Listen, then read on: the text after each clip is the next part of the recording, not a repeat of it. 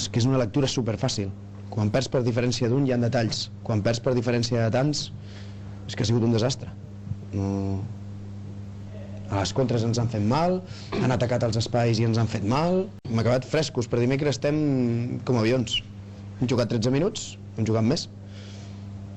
Jugant amb dos defenses. Si fas el 2-3 et fiques dintre del partit.